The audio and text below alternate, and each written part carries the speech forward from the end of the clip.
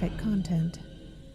The Atlanta Ripper was a serial killer who is suspected of killing at least 15 people in Atlanta between 1909 and 1914. On July 21st of 1911, a 20-year-old woman named Emma Lou Sharp sat in her house on Hanover Street in Atlanta and waited for her mother to come home. It was a Saturday evening and Emma Lou was worried. Her mother had left an hour before to fetch some groceries and still hadn't returned.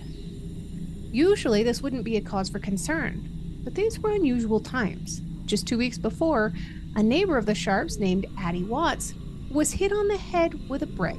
Then, as the local papers described in mysterious understatement, a coupling pin was brought into play. Watts' attacker then dragged her into a clump of bushes and slit her throat.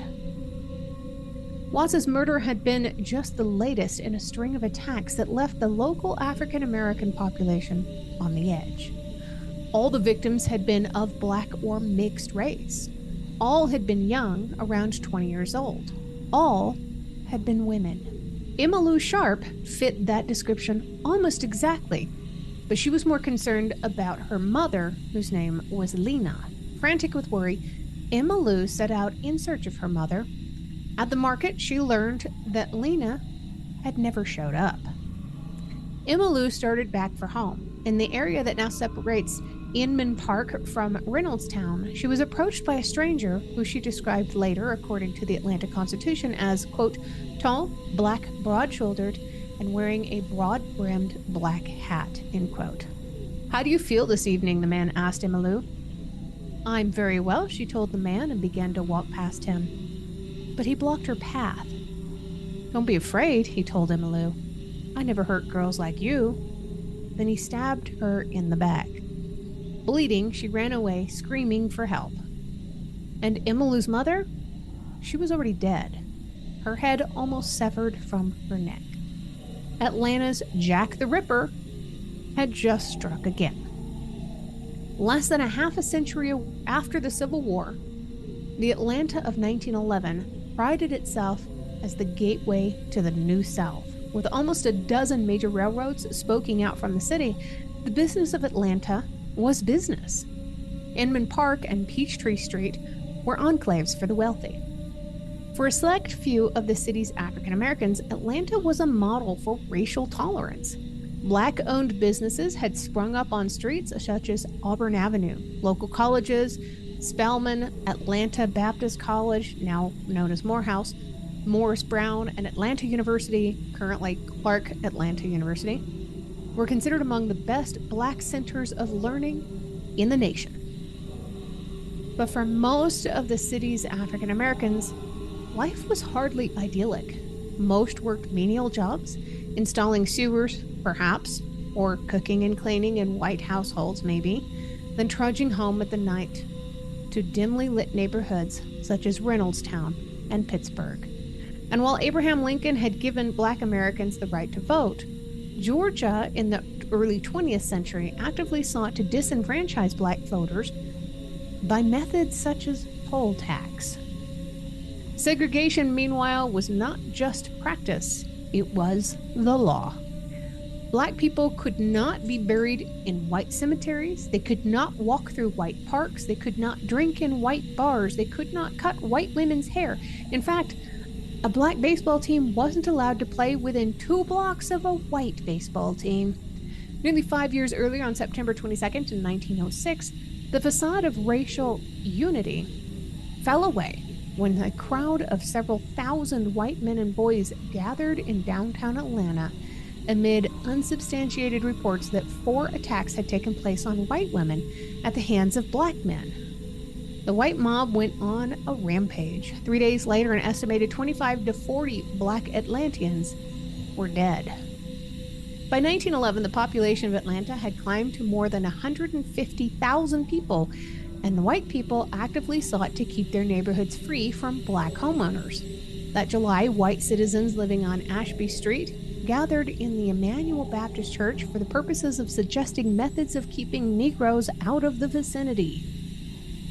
Already it seemed 4 black families had moved into the neighborhood, and there were signs that more were on the way. The committee decided to visit property owners in the neighborhood who might reside elsewhere and ask them not to sell any of their property lying in that section to Negroes. So when young Black and mixed-race women began showing up dead, it wasn't cause for much concern in the local papers.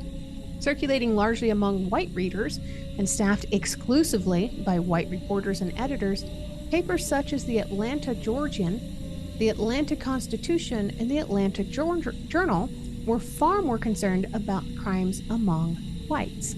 Black-on-black crime merited little attention, as the Constitution showed in May 29, 1911, when it buried a 2-paragraph brief on page 7 under the headline, quote, "Negro Women Killed, No Clue to Slayer, was found with her throat cut near her home," end quote. The brief went on to say that the mutilated body of Belle Walker was found by her sister on Sunday morning after Walker failed to return home the night before from her job as a cook in a home on Cooper Street. But it wasn't until 2 weeks later, after Addie Watts was killed, that the newspapers began to speculate that the murders of the, quote, negresses were perhaps the work of a solitary killer. Quote, "Black butcher at work," end quote, asked the June 16th headline in the Journal, although the story beneath it stretched to just 4 paragraphs. Still, the final paragraph was perhaps the first in the local press that compared the Atlanta killings to the work of London's serial killer in the 1880s, Jack the Ripper. Quote, "On account of the number of recent murders of Negro women, police advance the theory that Atlanta has an insane criminal, someone on the order of the famed Jack the Ripper," end quote. 10 days later, the Journal evaluated Atlanta's Jack the Ripper to the front page. For the first time, the paper examined similarities among the crimes, noting that 5 Saturdays in a row saw murders of young Black women. But on the same day, the Journal was sounding an alarm about a possible serial killer. The Constitution covered the 6th Black woman dead in much the same understated way as before, naming the deceased and concluding after just 2 paragraphs that, quote, "mean whiskey and cocaine are the probable causes," end quote. How can you blame cocaine for a slit across the neck? Still, when Lena Sharp was found dead and her daughter was stabbed, even the Constitution had to admit in a headline that the quote, "theory of Jack the Ripper is given further substance," end quote. The story underneath then recounted in detail how Emma Lou Sharp came face to face with the man police believed was the Atlanta Ripper. The Journal described Emma Lou's ordeal quite differently. However, in a much shriller tone, the paper said that Emma Lou and her mother had been together when they were attacked. After first knocking Lena down with a brick, the man slashed at Emma, who ran screaming from the attacker before fainting from loss of blood. She awoke to see the man standing over her, knife poised, until he was scared off by the sound of approaching footsteps. That's bunk. Quote, "While the ordinary Negro murder attracts little attention," the story said, the police department was upon the alert last night, doubtfully expecting a repetition of a long series of crimes which have baffled every effort of the detectives, end quote. Quote, "It's the work of the same man," said Coroner Paul Donahoe. On the next day, July 3rd, the Journal made a page 9 mention that a local Black undertaker, L.L. Lee, had offered a $25 reward for the capture of this killer. Meanwhile, papers throughout the country, intrigued by the prospect of another Jack the Ripper, began running wire stories with an Atlanta dateline. Quote, "8th victim of Jack the Ripper," end quote, streamed the Sandusky Star-Journal of Ohio. As another Saturday approached, the Journal asked the question that was on everybody's minds. Will Jack the Ripper claim his 8th victim this Saturday? The story quoted an unnamed veteran cop. "It's coming," he said. Quote, "The Negro will kill a woman before midnight Saturday," end quote. On Saturday night, July 8th, 22-year-old Mary Yedel left the home of W.M. Seltzer on 4th Street, where she worked as a cook. From down an alley, she heard a low whistle. She stopped, and coming toward her was a, quote, Negro man, tall, black, and well-built, and moving with a cat-like tread, end quote. Goodell ran screaming back to the Seltzer house. Seltzer met her at the door, then grabbed his revolver. He ran to the alley and found the man still standing there, but when Seltzer told him to raise his hands, the man darted back down the alley. Seltzer called the police, who arrived on motorcycles, but their search turned up nothing. Within days, black churches in Atlanta had fattened the reward for the killer, declaring in the resolution that the, quote, foul and unpunished murders have placed a reign of terror over the laboring class of women of our race, end quote. But the reward was useless. If it was true that the prowler who'd approached Goodell was indeed the killer, his streak of Saturday night slayings had been broken. But he didn't waste any time, evidently. On Tuesday morning, July 11th, a group of men working on a sewer near the intersection of Atlanta Avenue and Martin Street, just west of Grant Park, came upon a large pool of blood in the road. They tracked the blood about 30 feet to a small gully where they found the lifeless body of Sadie Hawley, who worked at a local laundry, whose shoes were missing and her throat had been cut so that she'd been almost decapitated. Clues, of course, were scarce. Police found combs worn by the victim on both sides of the Atlanta Avenue. They also found a 2-pound rock smeared with blood. Within 20 minutes of the discovery, more than 100 onlookers had gathered. By 9 a.m., when Donahue, the coroner, arrived, the crowd had grown to over 500 people. Because so many murders had occurred, and because even the police weren't sure which murders were the result of which killers, some papers called Hawley's death the Ripper's 7th victim, while others called it his 8th, and another speculated it was his 9th. In any case, the effect was the same. It caused absolute hysteria. Police patrols were beefed up, but there seemed to be no pattern to where the killer was striking. Newspaper accounts described the deaths, especially since all the victims, quote, with one exception, end quote, were, of course, hard workers, generally respected by both races alike. The character of the victim is largely responsible for the indignation at the murders, which has been so evident among the better class of Negroes. I can't believe we used to speak like that. In an editorial, the Constitution chastised the police for not finding the killer. Quote, what is the matter with the Atlanta police that they have not found the criminals themselves and locked them securely from further depredation? Is it indifference or incompetence? Is Atlanta in need of a police awakening or a police shakeup, end quote. By mid-July, Mayor Cortland Wynn began publicly leaning on the police chief and the chairman of Police Commission. Quote, why the police are unable to cope with the situation is more than I can understand, the mayor said. City councilmen were even more vocal. They said, we need the police department reorganized and put on more effective basis, and we need it badly. Councilman Steve Johnson was quoted as saying in the Journal, no doubt the police's impotence was due at least in part to the fact that Atlanta's police department was all white. Within 24 hours of the discovery of Hawley's body, police arrested Henry Huff, a 27-year-old laborer. Huff had been seen with Hawley the night she had been killed, police said, and was arrested in bloody clothes with scratches on his arms. But Huff was only held on suspicion, and in the same Constitution story that described his arrest, the unnamed reporter seemed fed up. The reporter said, the police department had nothing to say in explanation of its inability thus far to cope with the situation further than the simple declaration that it is doing its best.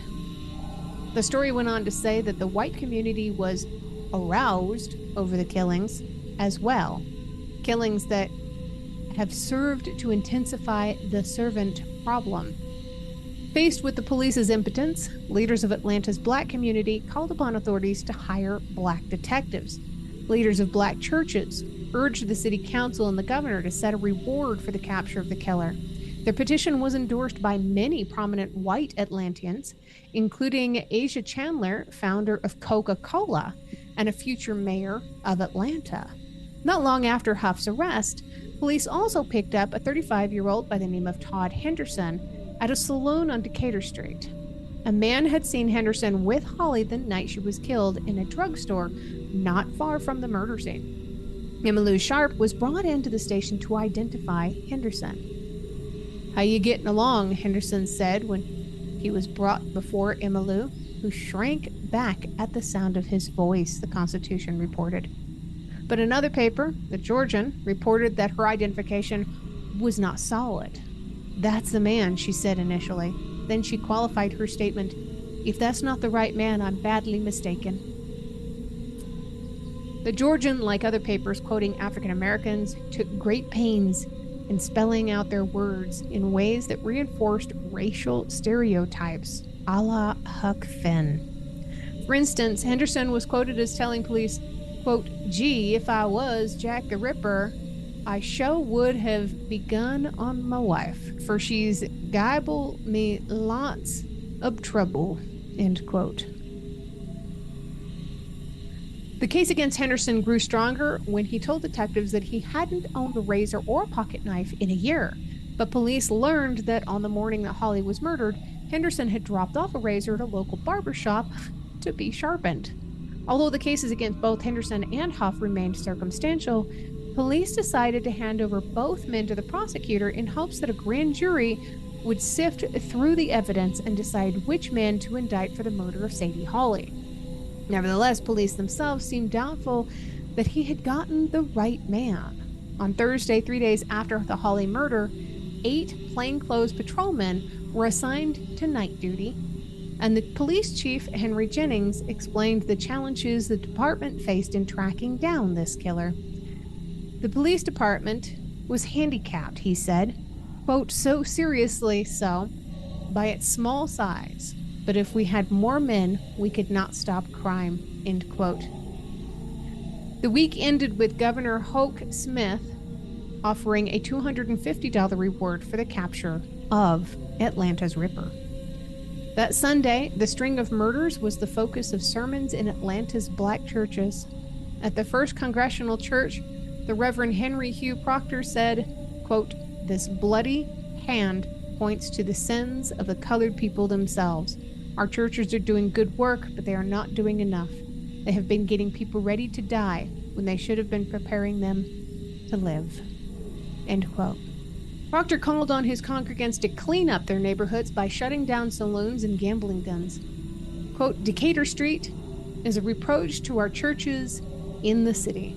If each member of our church would go down to that street and save one of its habituates, it would be better than all of our praying and singing," end quote. Cleaning up the community, he said, would, quote, "make the work of Jack the Ripper impossible," end quote. The racism of the times was perhaps best displayed in the remarks of Nash Broyles. A city reporter, Broyle served as a local magistrate.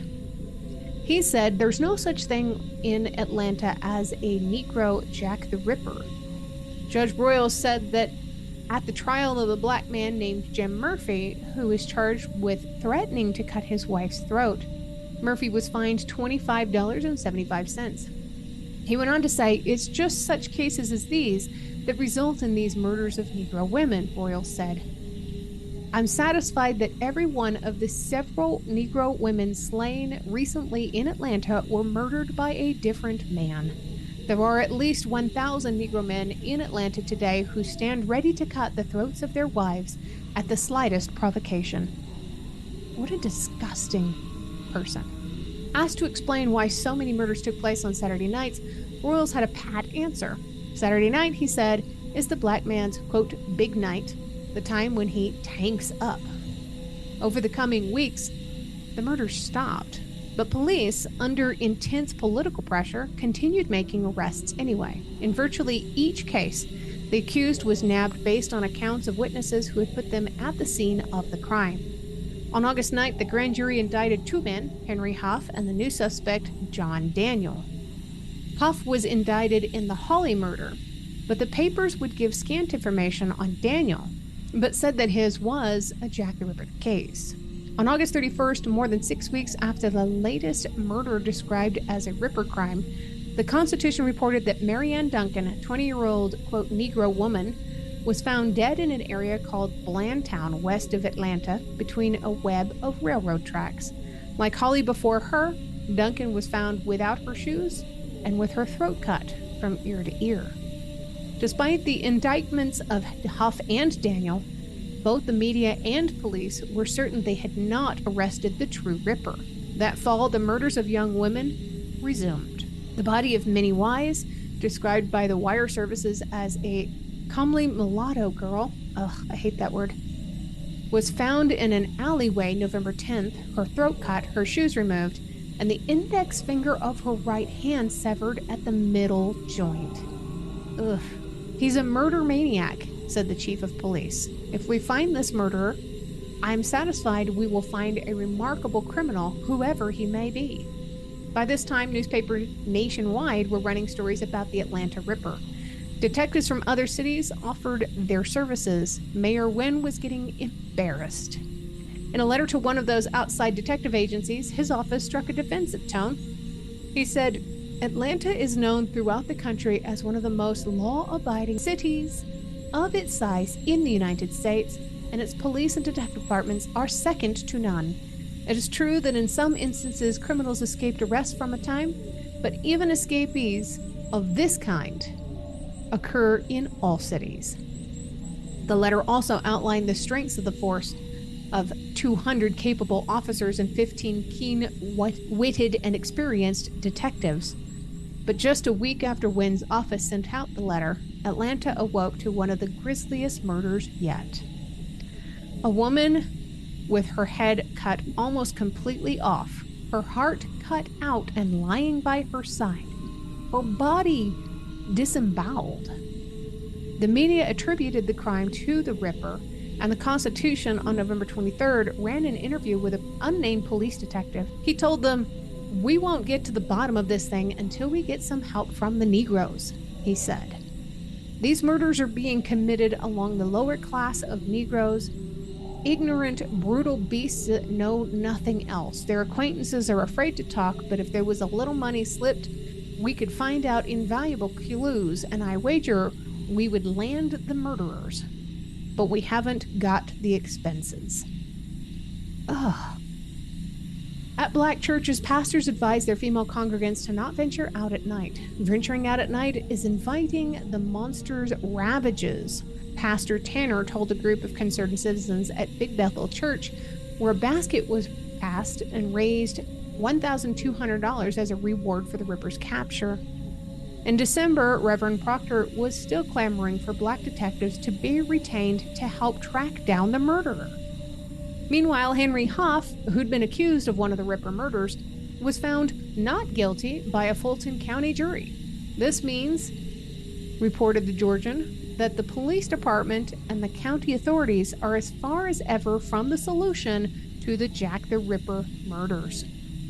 Throughout the winter of 1912, more young women were found with their throats cut, but the pace never again reached the early summer of the year before.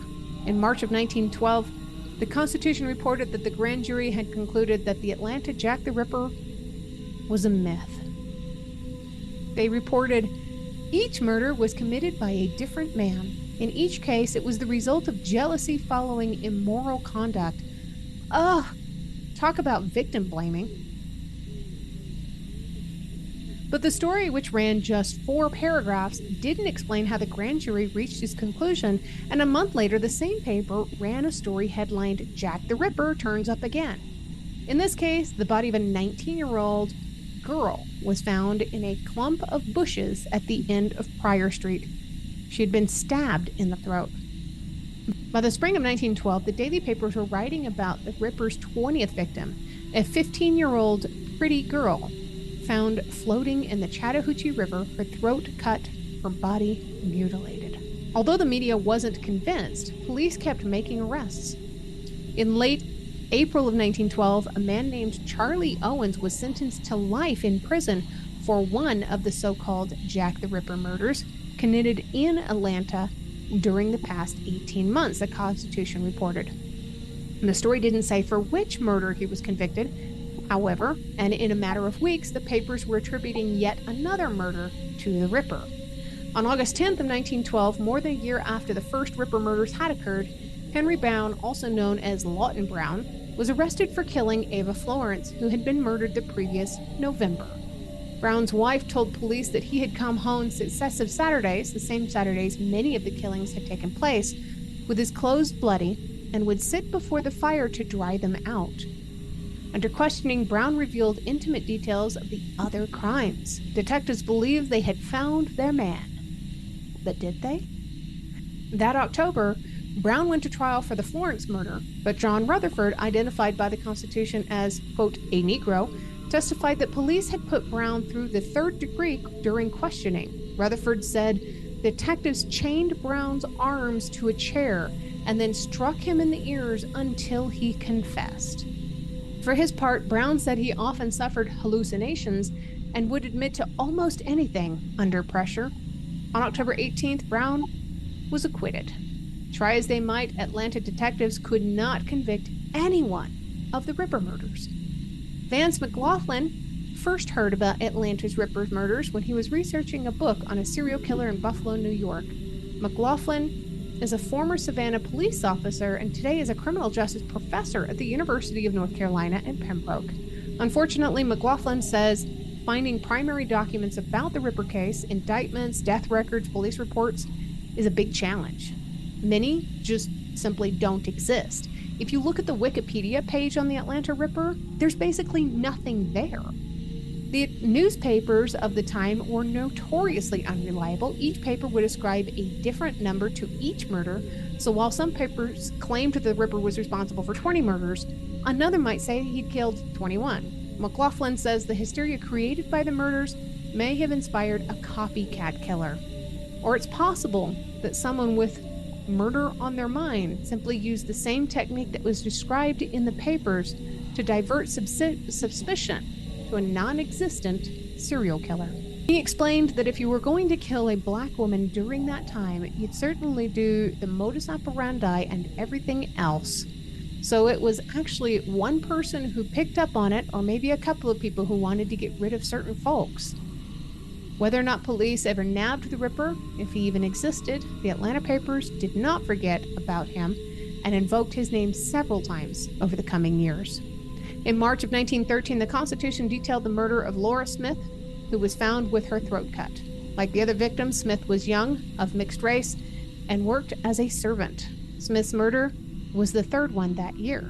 Then in March of 1914, 3 full years after the Ripper murders had begun, firefighters found notes pinned to fireboxes around the city. The note's author promised to cut the throats of all Negro women who were found on the streets after a certain hour of the night. The newspaper attributed notes to Jack the Ripper.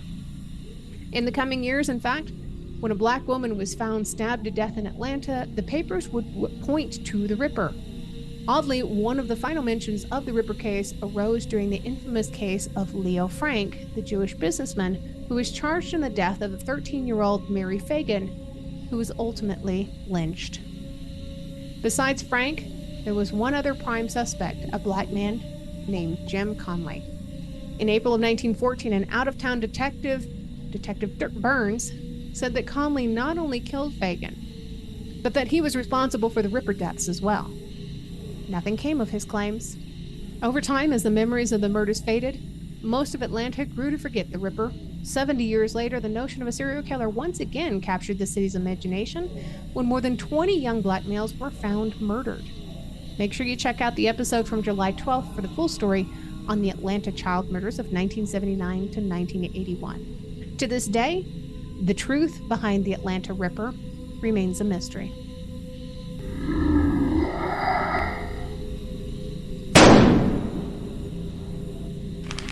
If you're a fan of dark history, don't forget to like and subscribe for more.